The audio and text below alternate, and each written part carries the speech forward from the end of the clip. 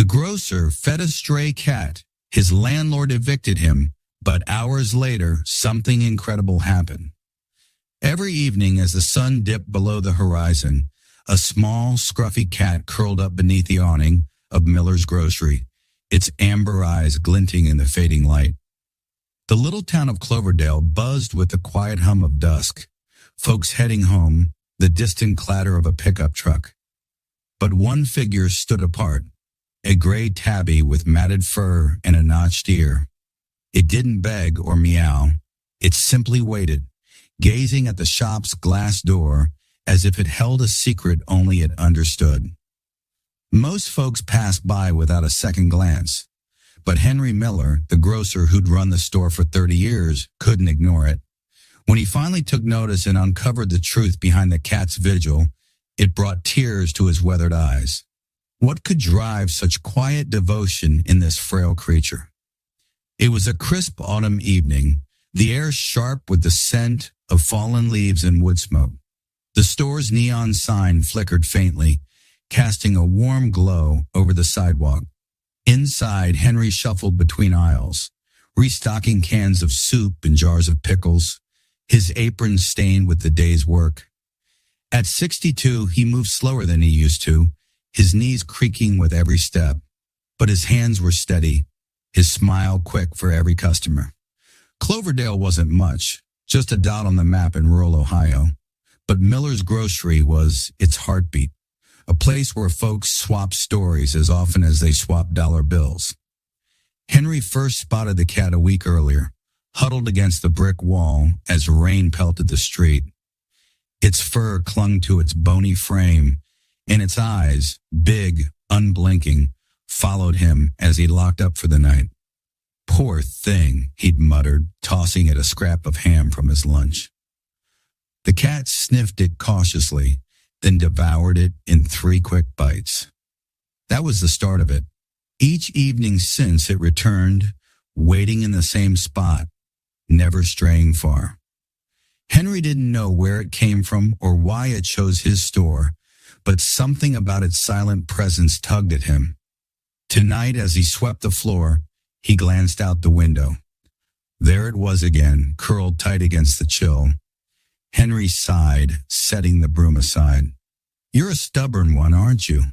he said under his breath, his voice rough but kind.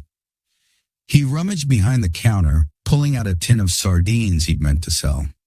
The expiration date was close enough to justify giving it away, he told himself. He stepped outside, the bell above the door jingling faintly, and crouched a few feet from the cat. "Here you go, little fella," he said, popping the tin open and sliding it forward. The smell of fish cut through the crisp air, and the cat's ears twitched. It uncurled slowly, stretching its thin legs, then padded over to the tin. Henry watched as it ate, its tiny tongue lapping up the oily scraps. For a moment, he forgot the ache in his knees, the stack of bills on his desk, the landlord's latest threat to raise the rent.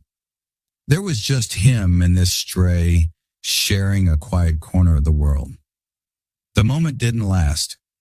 A shadow loomed across the pavement, and Henry looked up to see Mr. Grayson, his landlord, standing there.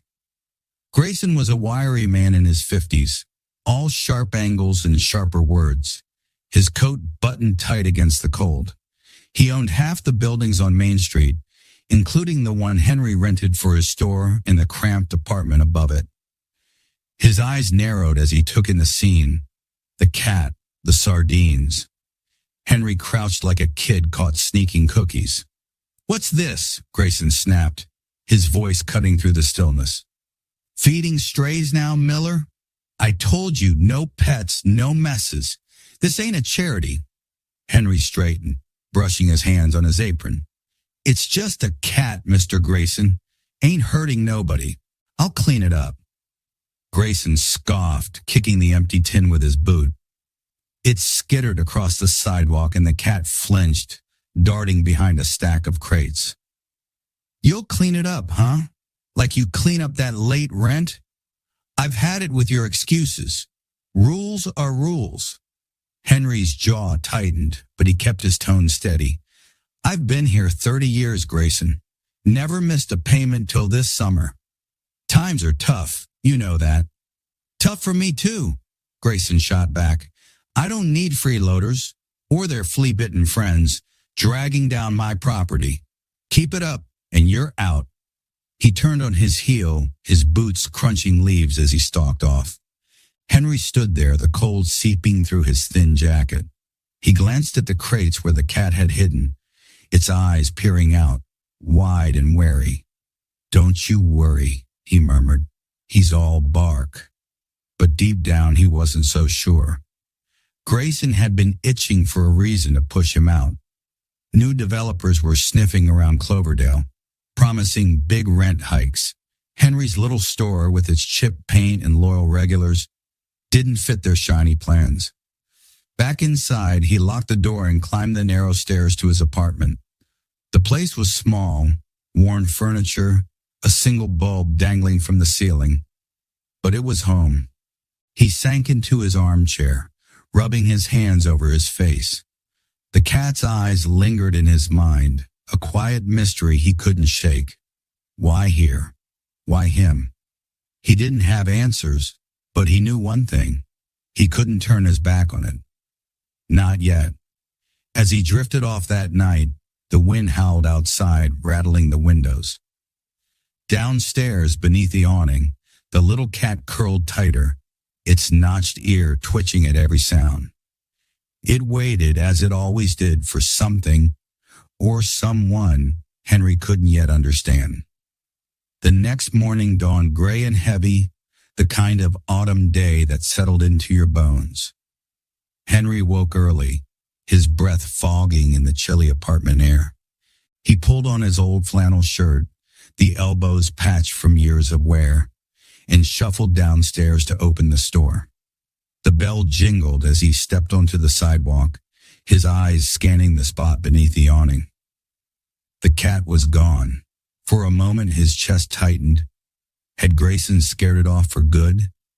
Then he spotted it, crouched behind a stack of empty milk crates, its gray fur blending with the shadows. Well, you're a sneaky one, Henry said, a small smile tugging at his lips. He reached into his apron pocket, pulling out a chunk of leftover sausage from last night's supper. Thought you might have hightailed it after that fuss. He tossed the morsel gently, and the cat crept forward, sniffing the air before snatching it up. Its notched ear flicked as it chewed, those amber eyes locking onto Henry's with an intensity that made him pause. It wasn't just hunger in that gaze. It was something deeper, something watchful. Henry lingered there longer than he meant to, the cold nipping at his fingers. The store wouldn't open for another half hour, and the street was quiet, save for the rustle of leaves skittering across the pavement. He'd never been one for pets. Too much work, too little time. But this little stray was different. It didn't demand anything, didn't paw at the door or yowl for attention. It just stayed, like it belonged there, tethered to a storefront by some invisible thread. The day passed in its usual rhythm. Old Mrs. Carter shuffled in for her weekly tin of tea, chatting about her grandkids. Jim the mechanic grabbed a pack of smokes and grumbled about the price of gas. Henry nodded and smiled, ringing up their purchases on the ancient register, but his mind kept drifting to the cat. By late afternoon, he'd made up his mind. He couldn't keep tossing scraps and hoping Grayson wouldn't notice. He had to do more. When the last customer left, Henry locked the door and slipped into the back room. He rummaged through a box of odds and ends, old rags, a cracked mixing bowl, until he found a shallow tin pan. "This'll do," he muttered, filling it with water from the sink. Back outside, he set it beside the crates, then added a handful of stale crackers he'd been meaning to toss. The cat watched from its hiding spot, ears perked, but didn't move closer until Henry stepped back inside. Through the window, he saw it emerge, lapping at the water with quiet dignity. "You're welcome," he said softly, though no one could hear. It felt good, small but good, like he was keeping something alive in a world that kept trying to wear him down. That evening, as Henry counted the day's meager earnings, the bell jingled unexpectedly. He looked up to see Grayson storming in, his face pinched with irritation. "Miller," he barked, slapping a folded notice on the counter. "You're pushing your luck." Henry's stomach dropped as he unfolded the paper. It was an eviction warning, 30 days to pay 3 months back rent or vacate the store and apartment. "What's this about?" he asked, though he already knew. "I've been paying what I can." "Not enough," Grayson cut in. "And don't think I didn't see that cat again. I warned you, no strays. You're turning this place into a dump." "It's just a cat," Henry said, his voice steady despite the heat rising in his chest. "Ain't hurting your precious property." Grayson leaned closer, his breath sour with coffee. "It's not about the cat, Miller. It's about you. You're a relic. Store's barely breaking even. I've got offers from chains who'll pay triple what you do. Time's up." He tapped the notice with a bony finger. 30 days, no extensions. Henry watched him go, the door slamming shut behind him. The numbers on the register blurred as he stared at them. $47.32 for the day. Not even close to what he owed. He'd poured everything into this store after his wife Ellen passed 10 years back. It was all he had left of her. Their dream, their life. Now Grayson wanted to rip it away, all for a few extra bucks. He sank onto a stool, the weight of it pressing down on him. Outside, the cat sat by the pan, licking its paws in the dim streetlight. Henry chuckled bitterly. "Guess we're both on borrowed time, huh?" He didn't know why he kept talking to it. Maybe because it listened, or maybe because it was the only thing that didn't judge him for struggling. The next few days blurred together. Henry kept the store running, but the eviction notice hung over him like a storm cloud. He cut corners where he could, skipped meals, turned off the heat upstairs, but it wasn't enough. Each night he left a little something for the cat, a crust of bread, a sliver of cheese. Grayson's threats echoed in his ears, but he couldn't stop. It was a quiet pact between him and the stray, a flicker of defiance against a world that felt colder every day. One evening, as Henry swept the sidewalk, he caught Mrs. Carter watching from across the street. "That cat's taken a shine to you," she called, her voice crackly but warm. "Reminds me of my old tabby, Whiskers. Loyal as the day is long." Henry tipped his head. "Just keeping it fed, ma'am. Don't know why it sticks around." She smiled, her eyes crinkling. "Oh, they always have their reasons. You'll see." She shuffled off, leaving Henry with a flicker of curiosity he couldn't quite place. That night he lay awake, the wind rattling the windows. Downstairs, the cat settled beneath the awning, its amber eyes fixed on the door. Henry didn't know it yet, but that little stray was about to change everything, just as Grayson's patience was about to run out. The days ticked by like a countdown, each one heavier than the last. Henry woke before dawn, his breath fogging in the unheated apartment, and trudged downstairs to open the store. The eviction notice sat on the counter, its edges curling from being handled too much. 30 days had shrunk to 25 and the numbers still didn't add up. Cloverdale's slow season had hit hard. Fewer customers, thinner wallets, and Miller's grocery felt it most. Henry's hands shook as he counted the register each night, the totals mocking him. $39.15, $42.80. Not enough to appease Grayson, not even close. Outside, the little gray cat remained a constant.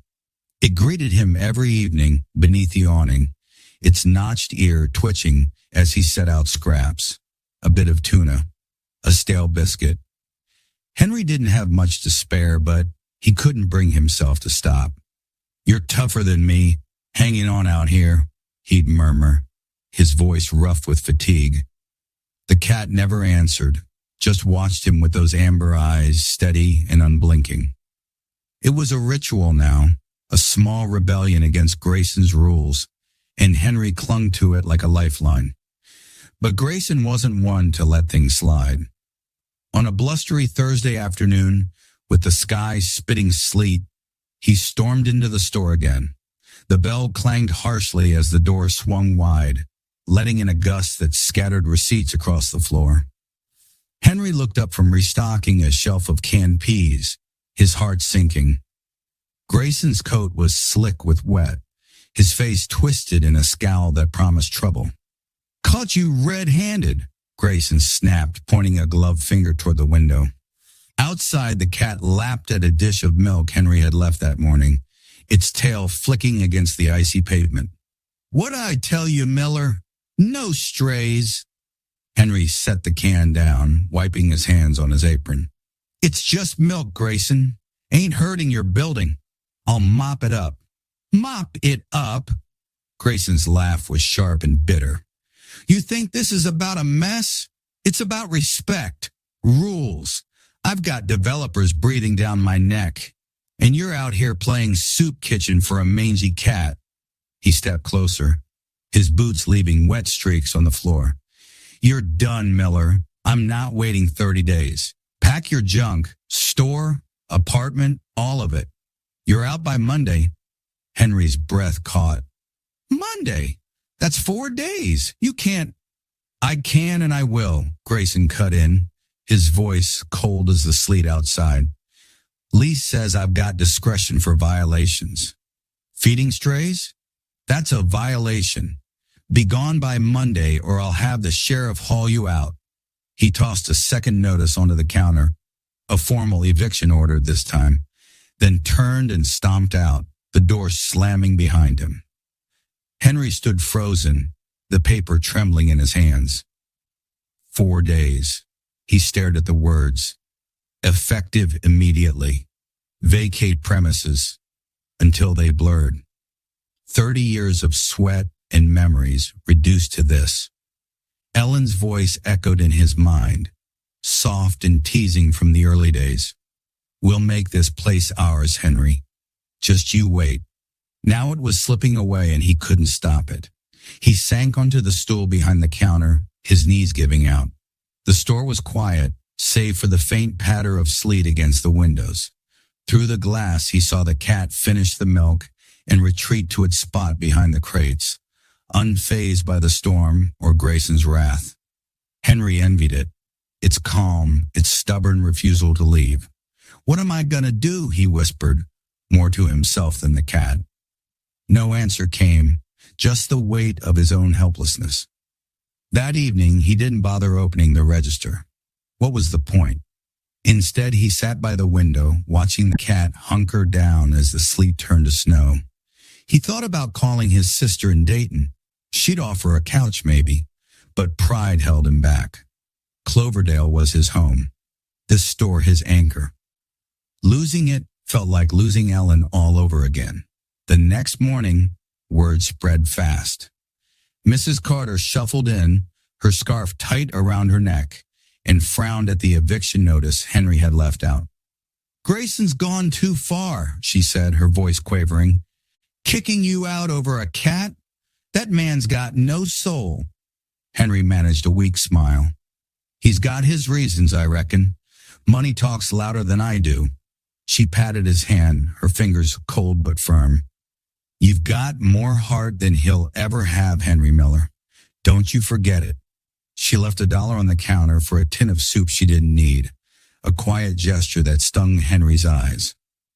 By noon, a few regulars had stopped by, not to buy much, just to check on him. Jim, the mechanic, offered to talk to Grayson, but Henry waved him off. "Won't change his mind. He's set on this." The kindness buoyed him, but it couldn't erase the deadline ticking closer. Monday, 4 days to pack up a lifetime. That night, as snow blanketed Cloverdale, Henry sat on the stairs to his apartment, a mug of weak coffee in his hands. The cat was out there, a gray smudge against the white, its eyes glinting in the streetlight. "You're all I've got left to fight for," he said softly, the words fogging in the cold. He didn't know why it mattered so much, this stray that wouldn't leave, but it did. Maybe it was the last piece of himself he could hold on to. Downstairs, the cat settled in, its gaze fixed on the store. Henry didn't see it yet, but that little creature was about to turn his world upside down, just as Grayson's boot was poised to crush his last hope. Snow fell thick and silent over Cloverdale, blanketing the streets in a hush that felt more like a shroud than a comfort. Henry stood in the doorway of Miller's grocery, his breath fogging in the frigid air, staring at the eviction notice taped to the glass. "Vacate by Monday," it read in stark black ink, Grayson's signature scrawled at the bottom like a judge's gavel. 3 days left now, 3 days to dismantle 30 years. The store was dark behind him, the shelves half empty from a day of sluggish sales. He hadn't the heart to restock, not when it was all slipping away. The little gray cat sat beneath the awning, its fur dusted with snowflakes, watching him with those steady amber eyes. Henry hadn't fed it tonight. His fridge was bare, his last scraps gone, but it stayed anyway, curled tight against the cold. "You're a fool sticking around," he muttered, his voice cracking. "Ain't nothing left for you here." The cat tilted its head, its notched ear flicking as if it understood, and Henry felt a pang in his chest. He turned away, unable to meet its gaze, and climbed the stairs to his apartment. Inside, the place felt emptier than ever. The single bulb buzzed faintly overhead, casting shadows across the worn furniture. A sagging couch, a table Ellen had painted blue decades ago. Henry sank into the armchair, his hands trembling as he clutched a photo of her, taken outside the store on opening day. She'd been all smiles, her apron crisp, her hair pinned back. "We did it, Henry," she'd said, her voice bright in his memory. Now that dream was crumbling, and he was powerless to stop it. He didn't sleep that night. Instead, he packed, slowly, mechanically, stuffing clothes into a duffel bag, stacking books in a cardboard box. Every item carried a memory.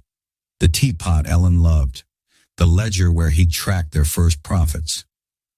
By dawn, the apartment looked like a ghost of itself, and Henry's knees ached from the effort. He trudged downstairs, the weight of it all pressing on his shoulders, and opened the store for what might be its final Saturday. The regulars trickled in, their faces drawn with worry. Mrs. Carter brought a loaf of her homemade bread, setting it on the counter with a shaky hand. "For you, Henry," she said softly. "Don't know what we'll do without this place." Jim the mechanic lingered by the door, kicking at the floor. "Heard Grayson's got a chain store lined up. Some big shot from Columbus. Ain't right?" Henry nodded, his throat tight. "Ain't much I can do, Jim. Money's gone and so am I." The words tasted bitter, but they were true. He rang up a few sales, cigarettes, a can of beans, but the till barely clinked. By noon, he'd made $23.47. It wouldn't even cover a night in a motel. As the afternoon waned, Henry stepped outside to sweep the snow from the sidewalk. The cat was there, nestled behind the crates, its eyes following his every move. He paused, broom in hand, and crouched down. "You're gonna have to find a new spot soon," he said, his voice low. "I can't take you with me. Don't even know where I'm going." The cat blinked, slow and deliberate, then stretched its paws toward him, almost like a plea. Henry's chest tightened, and he reached out, his fingers brushing its matted fur for the first time. It didn't pull away, just leaned into his touch, a quiet trust that hit him harder than he expected. "Henry Miller!" Grayson's voice cut through the moment like a blade. Henry straightened, turning to see the landlord marching across the street, his coat flapping in the wind. What did I tell you? No strays, and here you are petting the damn thing. Henry stood his ground, the broom gripped tight. It's leaving with me, Grayson. You've won. Store's yours Monday. Let it be. Grayson sneered, stepping closer. Monday's too generous. I want you out now, tonight. Sheriff's on his way to enforce it. You and that flea bag can freeze for all I care. He kicked at the crates, sending them crashing, and the cat darted into the shadows with a hiss. Now? Henry's voice rose, cracking with disbelief. It's Saturday night. Snow's coming down hard. You can't. I can, Grayson snapped. You broke the rules, Miller. I've got every right. Sheriff will be here in an hour. He turned and stalked off, leaving Henry reeling in the snow.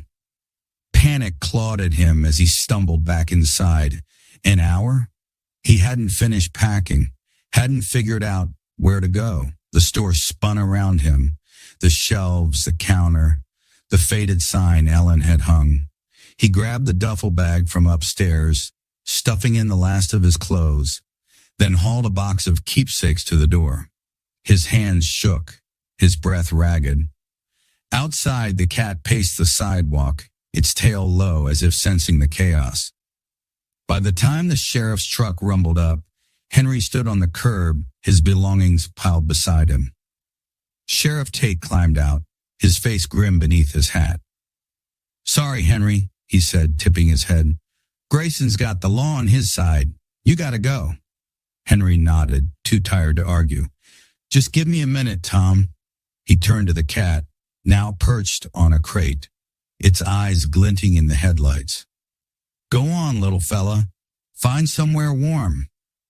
But the cat didn't move. It just stared unwavering as Tate loaded Henry's things into the truck. The snow thickened as Henry climbed in beside the sheriff, the store fading into the white. He didn't look back, couldn't bear it, but he felt the cat's gaze like a weight on his soul. He thought that was the end of it, his last stand lost to Grayson's greed. But hours later, in the dead of night, something incredible was about to unfold. The sheriff's truck rumbled through the snow-choked streets of Cloverdale, its headlights slicing through the swirling white. Henry sat slumped in the passenger seat, his duffel bag at his feet, the box of keepsakes rattling in the back. The heat blasted from the vents, but it couldn't touch the cold that had settled deep in his chest. Sheriff Tate kept his eyes on the road, his jaw tight with unease. Got a spot at the motel on Route 9, he said, his voice gruff but kind. It's not much, but it'll keep you out of this storm. Henry nodded, staring out the window as the familiar shapes of Main Street blurred into the night. Appreciate it, Tom, he mumbled, though gratitude felt distant. 30 years, gone in an hour. The store, Ellen's dream, his home, all snatched away by Grayson's spite. And that little cat, left behind in the snow. He squeezed his eyes shut, trying to push the image away, but those amber eyes lingered, steady and accusing. The motel was a squat, sagging building on the edge of town, its neon sign buzzing faintly. Vacancy. Tate helped Henry carry his things to a room that smelled of mildew and stale coffee. A single bed, a chipped dresser, a TV with a cracked remote. You need anything? You call, Tate said, tipping his hat before heading back into the storm. The door clicked shut, and Henry was alone. He sank onto the bed, the springs creaking under his weight. The photo of Ellen slipped from his bag, landing face up on the floor. He picked it up, tracing her smile with a trembling finger. I let you down, he whispered, his voice breaking. Couldn't hold on. Tears stung his eyes, and he didn't fight them this time. They fell hot and silent, soaking into the thin blanket as the wind howled outside. Hours passed, maybe 2, maybe 3. Henry didn't check the clock. The storm raged on, rattling the window, and he drifted in a haze of exhaustion and grief. Then came a sound, soft at first, barely audible over the wind. A scratch, insistent and rhythmic, at the door. Henry frowned, wiping his face as he shuffled over. "Who's there?" he croaked, expecting Tate or some lost traveler. He cracked the door open, and a gust of icy air rushed in, carrying a blur of gray. The cat darted past him, shaking snow from its fur as it skidded to a stop in the middle of the room. Henry blinked, stunned. "You?" he rasped, shutting the door against the storm. The little stray stood there, its notched ear twitching, its amber eyes fixed on him. Snow clung to its matted coat, but it didn't shiver, just stared, as if it had come with a purpose. "How'd you find me?" Henry asked, crouching down. The motel was miles from the store, through a blizzard no less. The cat padded closer, its paws leaving wet prints on the carpet, and nudged his hand. Something dangled from its mouth, a scrap of paper, folded and worn. Henry's brow furrowed as he gently pried it free, the cat sitting back to watch him. The paper was damp, the ink smudged, but he could make out words scrawled in a shaky hand. "To whoever finds her, please help." Below it, an address, 124 Elm Street, and a name, Clara Evans. Henry's heart thudded. Elm Street was on the other side of Cloverdale, a good trek even without a storm. He flipped the note over, but that was all. No date, no explanation. Just a plea, carried by this scruffy cat through the snow. "You brought this to me?" he said, his voice soft with wonder.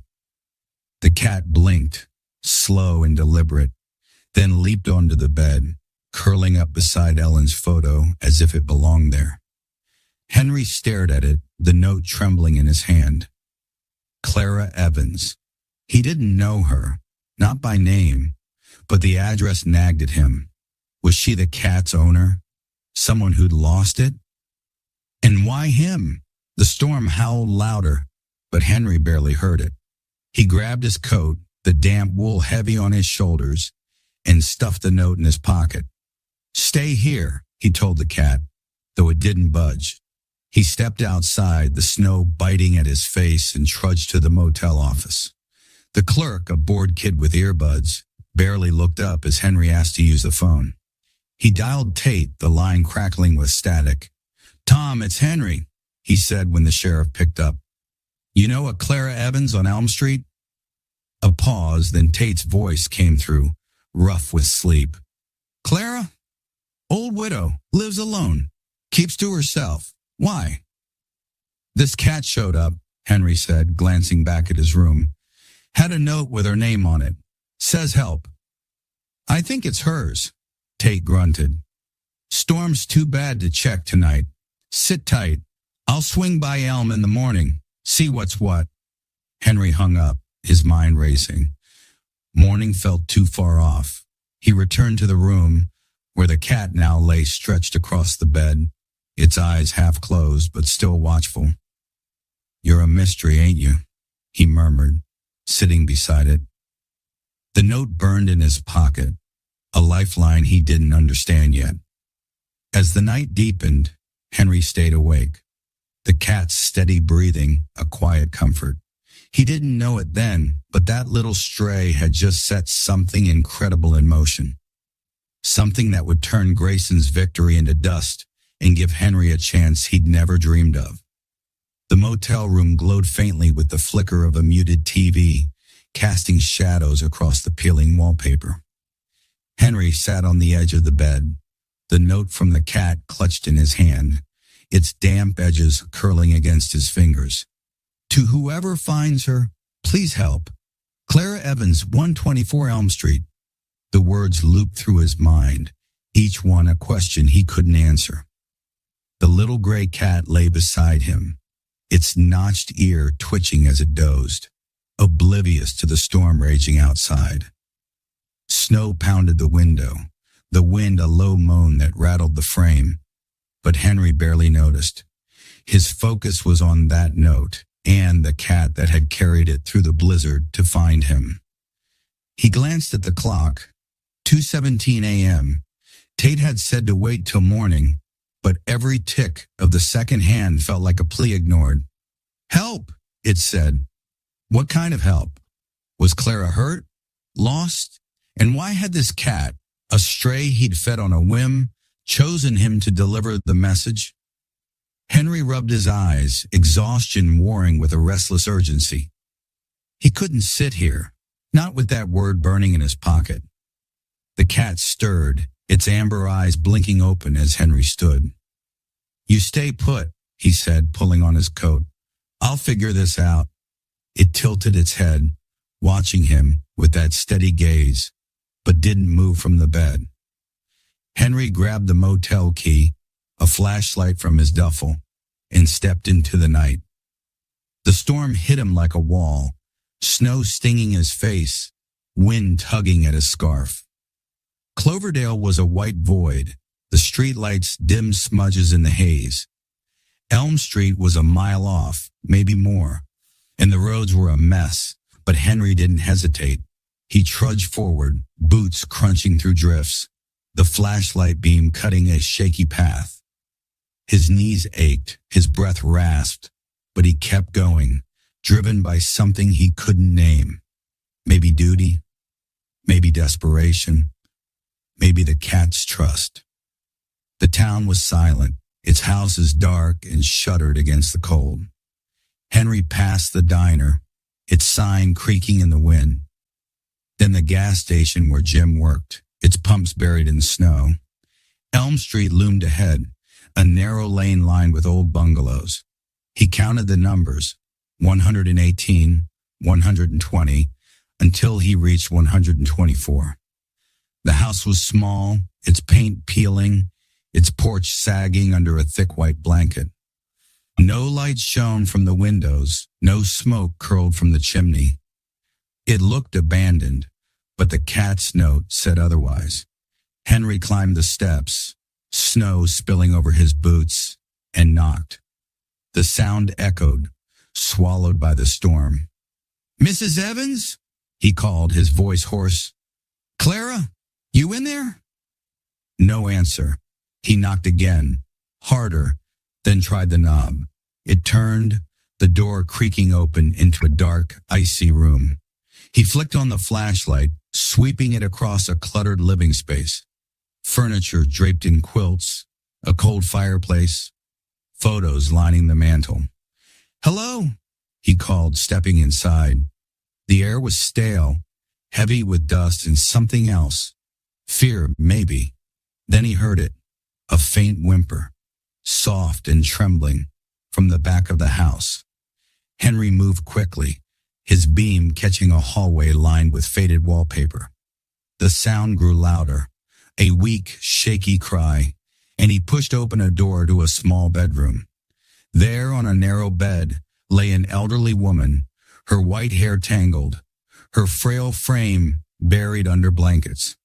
Her eyes fluttered open, wide with confusion, as the light hit her face. Who's there?" she rasped, her voice barely a whisper. "Henry Miller," he said, kneeling beside her. "I've got your cat, or it's got me.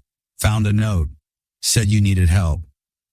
Clara Evans blinked, her gaze sharpening. My Lily," she murmured, clutching the blankets. "She's alive? Lily?" Henry echoed, then nodded. "Gray cat? Notched ear? She's at the motel, safe. Led me right to you." Tears welled in Clara's eyes, spilling down her wrinkled cheeks. "Oh, thank God," she whispered. I thought she was gone." She reached a trembling hand toward him, and Henry took it, her fingers cold as ice. "What happened?" he asked gently. "You hurt?" Clara shook her head, her breath shallow. "Fell 2 days ago. Couldn't get up. Phone's dead, heat's out. I sent Lily out, tied the note to her collar, prayed she'd find someone. Henry's throat tightened. 2 days alone in the cold, waiting for a miracle. And that miracle was a scruffy stray he'd fed on a whim. "You're gonna be okay," he said, squeezing her hand. "I'll get help." He pulled the blankets tighter around her, then grabbed his flashlight and bolted back into the storm. The snow fought him every step, but he made it to the gas station, pounding on the locked door until Jim's sleepy face appeared. "Henry, what the hell?" "Call Tate," Henry panted. "Woman on Elm. Clara Evans. She's hurt. Needs an ambulance. Now." Jim nodded, wide-eyed, and ducked inside. Henry sank against the wall, his legs shaking, the cold seeping through his coat. He'd done it, found her, saved her, but his mind spun back to the cat. Lily. She trekked miles through a blizzard, carrying a plea that landed in his hands. Why him? By the time Tate's truck roared up, lights flashing, Henry was half frozen but steady. "Ambulance is on its way," Tate said, clapping his shoulder. "You okay?" "Yeah," Henry lied, his voice rough. "Just get her out." As Tate headed to Clara's, Henry trudged back to the motel, the storm still raging. He pushed open the door, and there was Lily perched on the bed, her amber eyes meeting his. "You're something else," he said, sinking beside her. She nudged his hand, purring softly, and for the first time in days, Henry felt a flicker of warmth, a spark of something incredible just beginning to unfold. The storm battered Cloverdale through the night, a relentless howl of wind and snow that shook the motel's thin walls. Henry sat slumped in the chair by the bed, his coat still damp, his boots leaving puddles on the carpet. The little gray cat, Lily Clara had called her, curled beside him, her purring a soft hum against the chaos outside. Henry's hands rested on his knees, trembling from cold and exhaustion. But his mind was miles away, back at 124 Elm Street with the frail woman he'd found in the dark. Headlights flashed through the window, cutting through the blizzard's haze. Henry stood, peering out as Sheriff Tate's truck pulled into the motel lot, followed by the faint wail of an ambulance. He grabbed his flashlight and stepped outside, the wind snatching at his scarf. Tate climbed out, his face grim beneath his snow-dusted hat, and waved Henry over. "She's alive," he shouted over the gale. "Weak, but holding on. Ambulance is taking her to County General now." Henry nodded, relief flooding through him. "She gonna make it?" "Doc thinks so," Tate said, brushing snow from his coat. "Hypothermia, dehydration, fell and couldn't get up. You got there just in time, Henry. That cat of hers. Damn miracle." "Lily," Henry said softly, glancing back at the motel room. "Her name's Lily." Tate raised an eyebrow, then clapped Henry's shoulder. "You're a hell of a guy, Miller. Rest up. I'll check on Clara, let you know how she's doing." He climbed back into his truck, the ambulance already disappearing into the white, and Henry stood there, the snow swirling around him until the taillights faded. Back inside, Lily lifted her head as Henry sank onto the bed. "You saved her," he murmured, scratching behind her notched ear. She leaned into his touch, her amber eyes glinting with a quiet knowing that sent a shiver down his spine. He pulled the note from his pocket, smoothing it out on the blanket. "To whoever finds her, please help." Clara's handwriting was shaky, desperate, and Lily had carried it straight to him, through a storm, past Grayson's cruelty, to a man with nothing left to give. Or so he'd thought. Sleep came in fits, the storm's roar blending with dreams of Ellen's laugh and the store's bell. By morning, the snow had slowed to a gentle drift, the sky a pale gray. Henry woke to Lily nudging his hand, her purr insistent. All right, he grumbled, swinging his legs off the bed. He brewed a cup of motel coffee, weak and bitter, then called Tate for an update. She's stable, Tate said, his voice crackling through the line. Docs say she'll pull through. Keeps asking about that cat. Says Lily's all she's got left. Henry glanced at Lily, now lapping water from a chip mug he'd set out. She's safe with me, Tom. Tell Clara that.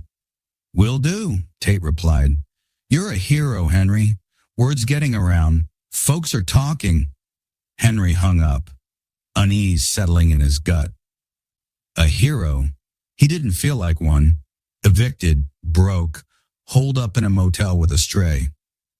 But Lily's steady gaze held no doubt, and that stirred something in him, a flicker of purpose he hadn't felt since Ellen's time.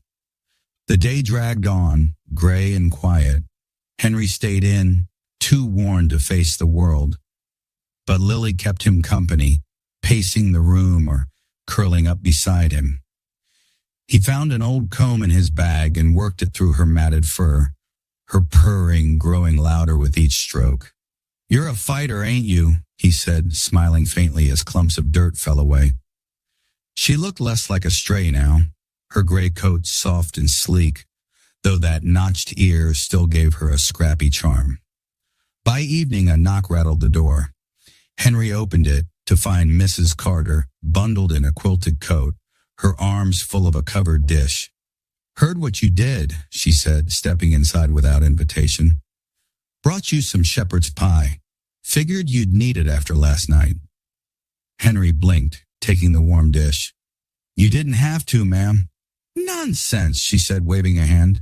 Rescuing Clara like that? Whole town's buzzing. That cat led you right to her. Smart little thing. She peered at Lily, who sat primly on the bed. Looks like she's claimed you. Henry chuckled, a dry sound. Guess she has. Don't know why, though. I'm nobody special.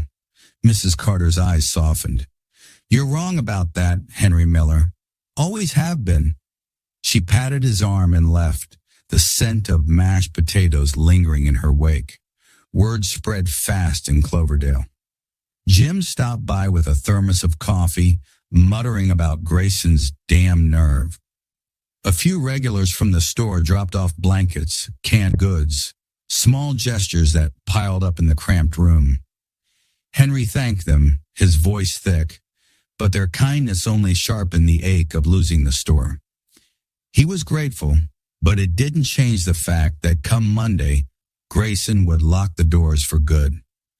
That night, as Henry ate the pie, Lily nibbling a bit of meat he'd set aside, he thought about Clara, a widow alone, pinning her hopes on a cat. He saw himself in her, hanging on to what little remained. But Lily had done more than hang on. She'd fought, trekked through a storm to save her person. And now somehow she'd pulled Henry into that fight. He lay back, the cat nestled against his side, her warmth seeping into him. The storm had quieted, but a new energy hummed in the air, a light breaking through the dark. Henry didn't know it yet, but Lily's journey wasn't over. What she'd started in the snow was about to ripple through Cloverdale, turning his loss into something he'd never imagined. Sunday morning broke cold and clear, the storm's fury spent, leaving Cloverdale draped in a pristine white blanket. Henry woke to sunlight filtering through the motel's cracked blinds. The little gray cat, Lily, stretched across his chest, her purring a steady rumble. He eased her off gently, her amber eyes blinking awake, and shuffled to the window. The world outside sparkled, but it felt hollow. Tomorrow was Monday, the day Grayson would take the store for good. Henry's stomach knotted at the thought, but Lily nudged his hand, pulling him back to the present. He brewed the last of Jim's coffee, the motel room now cluttered with gifts from neighbors. Blankets, a loaf of bread, a tin of soup. Their kindness weighed on him, a reminder of what he was losing. Lily lapped at a saucer of water, her notched ear flicking as she watched him. You're all I've got left, he said, his voice rough. And Clara, I suppose. He'd called Tate earlier. Clara was improving, asking for Lily every hour. Henry promised to bring her soon once the roads cleared. A knock startled him mid-sip. Mrs. Carter stood at the door again, this time with Jim and a handful of regulars in tow, their faces flushed from the cold. "Henry," Mrs. Carter said, stepping inside, "we've been talking. What you did for Clara, it's got folks riled up. Grayson can't just toss you out like this." Henry set the mug down, frowning. "Appreciate it, ma'am, but he's got the law. Sheriff said so." "Law's one thing," Jim cut in, his hands shoved deep in his pockets. "Right's another. That cat, Lily, right? She's a hero. Saved Clara and you made it happen. Grayson's a fool if he thinks we'll let this slide." Henry blinked, caught off guard. "What are you saying?" "We're saying we're not losing you or that store," Mrs. Carter replied, her voice firm. "Meeting at the diner this afternoon. Whole town's coming. You be there." They left before he could argue, their boots crunching snow as they went. Henry stood there, dazed, Lily weaving between his legs. A meeting? For him, he'd never been one for attention, kept his head down, ran his store, minded his own. But Cloverdale was stirring, and Lily's quiet courage had lit the spark. By noon the roads were passable, and Henry bundled up, tucking Lily into his coat. "Let's see what this is about," he muttered, her warmth steadying him as he trudged to the diner. The place was packed, folks crammed into booths standing along the walls, their voices a low buzz. Mrs. Carter waved him in, pointing to a stool up front. "Sit, Henry. This is your show." He hesitated, Lily peeking out from his collar, but sat as the room quieted. Jim took the floor, his gruff voice cutting through. "We all know Henry. Good man, fair prices, always there when you need him. Grayson's kicking him out over a cat that saved Clara Evans. That ain't right." Murmurs rippled through the crowd. Mrs. Carter stepped up, holding a photo of Lily Henry hadn't seen her take. "This little one's a miracle," she said, her eyes bright. "Henry fed her when no one else would, and she paid it back tenfold. We can't let Grayson win, not when it means losing Miller's grocery." Ideas flew. Boycotting Grayson's properties, pooling money for Henry's rent. Henry listened, his throat tight, as folks he'd known for decades rallied around him. Then a voice piped up from the back, Clara's neighbor, Mrs. Ellis, a wiry woman with sharp eyes. "That cat's no ordinary stray," she said, stepping forward. "I knew Clara's husband, Tom. That's his cat, Lily. She was his shadow till he passed last year." Henry's breath caught. "Tom Evans?" Mrs. Ellis nodded. "Clara took her in after, but she's been half wild since, kept running off. Guess she was looking for something. Found you, Henry." The room buzzed anew, Lily's story weaving into Cloverdale's fabric. Henry stroked her fur, piecing it together. Tom's cat, Clara's lifeline, now his companion. "Why me?" he murmured, but no one heard over the chatter. The meeting stretched into evening, plans solidifying. They'd confront Grayson tomorrow, demand he back off, threaten to take their business elsewhere. Henry left the diner in a daze, Lily tucked close, the cold biting less with the town's warmth behind him.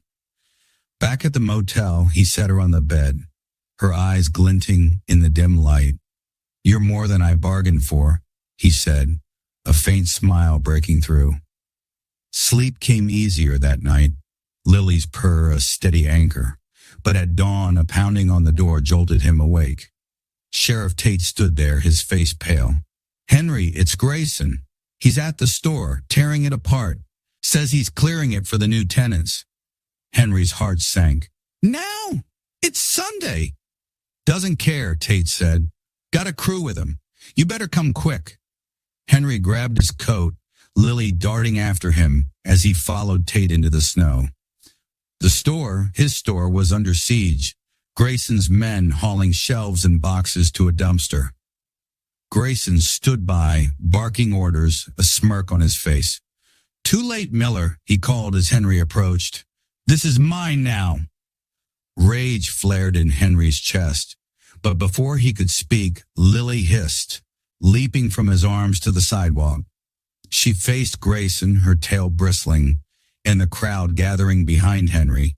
Jim, Mrs. Carter, dozens more murmured in unison. The town had stirred, and Lily's stand was their signal. Something incredible was about to break wide open. The morning sun struggled through a thin veil of clouds, casting a pale glow over Cloverdale's snow-dusted streets. Henry stood frozen on the sidewalk outside Miller's grocery, his breath fogging in sharp bursts as he took in the scene. Grayson's crew swarmed the store, two burly men in work boots tossing shelves into a dumpster, another hauling out the old register like it was trash. The neon sign flickered weakly, its buzz drowned by the clatter of destruction. Grayson himself paced the curb, barking orders, his coat flapping like a vulture's wings. "Hurry it up," he snapped. "New tenants want this junk gone by noon." Henry's hands clenched into fists, the cold biting through his gloves. "You said Monday," he shouted, stepping forward, his voice raw with fury. "This is my store, my life." Grayson turned, his smirk cutting deeper than the wind. "Was your store, Miller. You broke the rules. Out you go. Sheriff's papers say it's legal." He waved a crumpled eviction order, then tossed it into the snow. "Take your cat and scram," Lily hissed from Henry's feet, her gray fur bristling, her amber eyes locked on Grayson. She'd bolted from the motel with him, refusing to stay behind, and now she stood her ground, a tiny warrior in the chaos. Sheriff Tate lingered by his truck, arms crossed, his face tight with discomfort. "He's within his rights, Henry," he muttered. "I don't like it, but—" "Rights?" Mrs. Carter's voice cut through, sharp and trembling as she pushed past Tate. She clutched her cane, her quilted coat dusted with snow, and behind her came Jim, Mrs. Ellis, and a growing crowd. Dozens of Cloverdale folks, their boots crunching in unison. "What about our rights, Grayson? This store's ours too." Grayson scoffed, crossing his arms. "Your little sob story don't change facts, old lady. This is business, progress. Miller's done." "He's not done," Jim roared, stepping beside Henry. "You think we'll let you bulldoze 30 years for some chain?" "Henry saved Clara Evans, fed that cat when you'd have kicked it to the curb." The crowd murmured, voices rising. Old farmers, young mothers, kids clutching mittens. "He's one of us," someone shouted. "Grayson's the outsider," another called. Henry blinked, stunned, as faces he'd served for decades rallied around him. Lily pressed against his leg, her purr a faint hum amid the noise. Mrs. Ellis shoved forward, holding up the photo of Lily from the diner meeting. "This cat, Tom Evans's cat, brought Henry to Clara in a blizzard. You call that nothing? You're the one who's done, Grayson." Grayson's smirk faltered, his eyes darting over the swelling crowd. "Bunch of sentimental fools," he spat. "You can't stop this. I've got contracts. Developers from Columbus. They'll pay triple what Miller ever did." "Then let him try," Mrs. Carter said, planting her cane in the snow. "We'll boycott every damn building you own. No tenants, no profit. How's that for business?" Cheers erupted, fist pumping, and Grayson's crew paused, glancing uneasily at their boss. Henry found his voice, stepping closer to Grayson. "You took my home over a cat that saved a life. These folks see that. You don't." He pointed at Lily, now perched on a crate, her gaze fierce. "She's worth more than your greed ever will be." Grayson's face reddened, but before he could retort, a sleek black car rolled up, its tires crunching snow.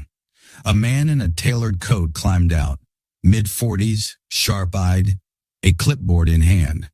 "Mr. Grayson," he called, his voice clipped. "Paul Hensley, Hensley Properties. We need to talk." Grayson straightened, forcing a grin. "Perfect timing, Paul. Tell these yokels the deal's set. New stores moving in." Hensley frowned, glancing at the crowd, then at Lily. "That's the issue. Word's out. Small-town grocer evicted over a hero cat. Social media is blowing up. Local news called me this morning. My investors don't want the PR mess. We're pulling out." Grayson's jaw dropped. "Pulling out? You can't. You signed." "Contingency clause," Hensley cut in, tapping his clipboard. "Bad publicity's a deal breaker. Find another tenant."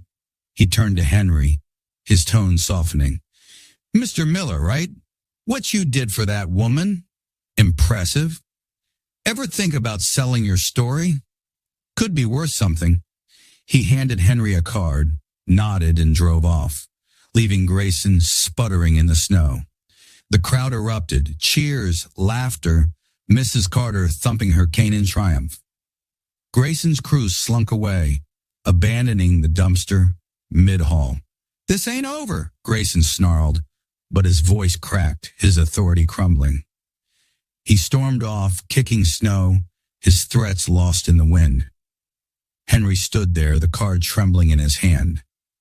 Hensley Properties, a Columbus number. Sheriff Tate clapped his shoulder.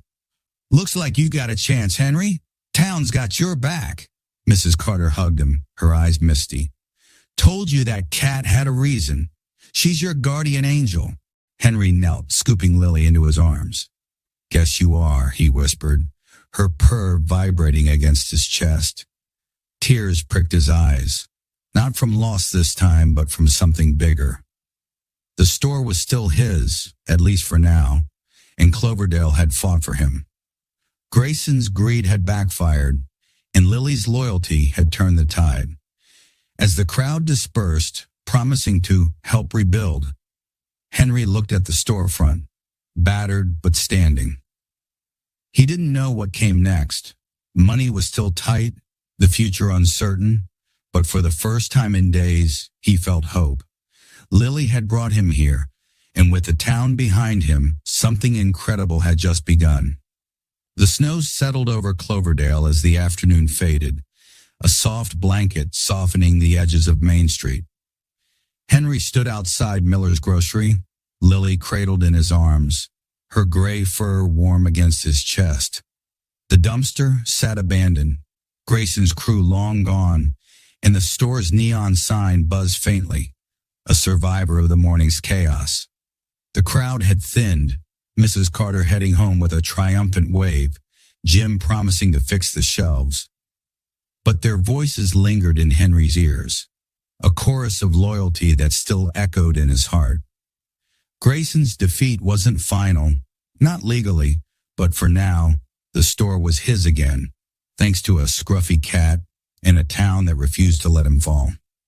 Sheriff Tate lingered by his truck, scribbling notes. "Grayson's licking his wounds," he said, glancing up. "Won't try anything today. Too much heat. You've got breathing room, Henry." He tipped his hat and drove off, leaving Henry alone with Lily in the quiet. Henry set her down, watching as she padded to her spot beneath the awning. "You did this," he murmured, his voice thick. "Brought 'em all together." She blinked at him, slow and steady, then curled up, her amber eyes glinting in the dusk. Henry pulled Hensley's card from his pocket, Paul Hensley, Hensley Properties, and stared at it. Selling his story? It sounded crazy, but the man's words stuck. Could be worth something, enough to pay the rent, maybe more.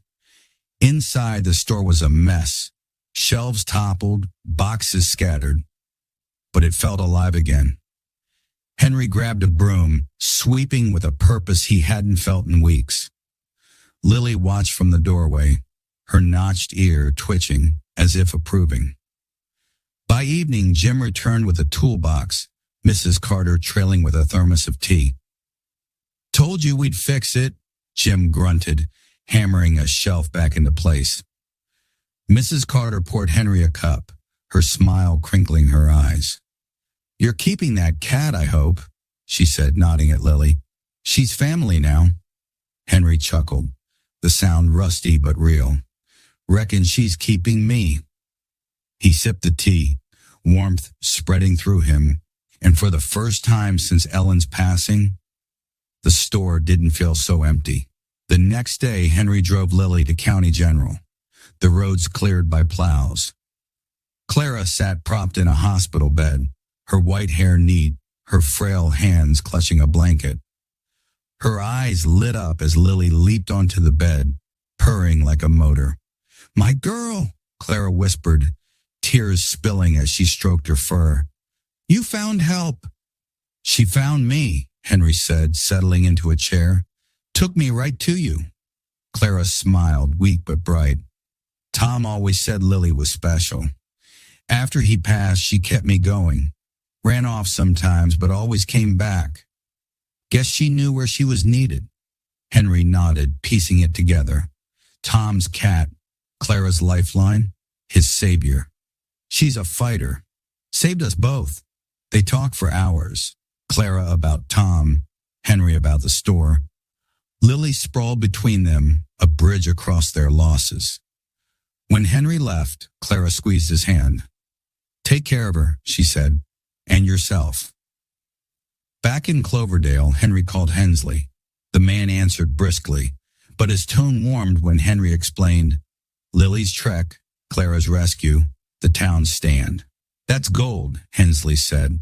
I've got contacts, news outlets, a book agent. We'll split it fair. You in? Henry hesitated, then glanced at Lily, curled on his cot. Yeah, he said. I'm in. Weeks later, the story broke. Local papers first, then a TV segment. Grocer and stray cats save widow, defy greedy landlord. Donations poured in, enough to cover the back rent, fix the store, even stock new shelves. Grayson slunk away, his properties shunned, his developers gone. Cloverdale rallied, turning Miller's grocery into a hub again, its bell jingling with every familiar face. Henry used some of the money to build a small shelter out back, a wooden box with a blanket labeled Lily's Place. She claimed it proudly, though she often slept upstairs in his apartment, sprawled across Ellen's old quilt. Clara visited when she recovered, bringing photos of Tom and Lily, her eyes misty as she hugged Henry. You're family now, she said, and he didn't argue. One quiet evening, Henry sat on the store steps, Lily beside him, the sky streaked with pink and gold. The town hummed softly, kids laughing, a truck rumbling by, and the store glowed behind him, alive with new paint and hope. He pulled Ellen's photo from his pocket, tracing her smile. We held on, he whispered, thanks to her. Lily nudged his hand, purring, and Henry felt tears prick his eyes. Not from grief, but from gratitude. She'd come to him astray, matted and hungry, and turned his world upside down. Grayson's eviction had been hours ago in memory, but Lily's incredible act, finding Clara, rallying a town, had rewritten his story. He stood brushing snow from his coat and looked at Lily. Ready for tomorrow, little fighter? She blinked, her gaze steady, and followed him inside. The bell rang, a promise of more days, more chances.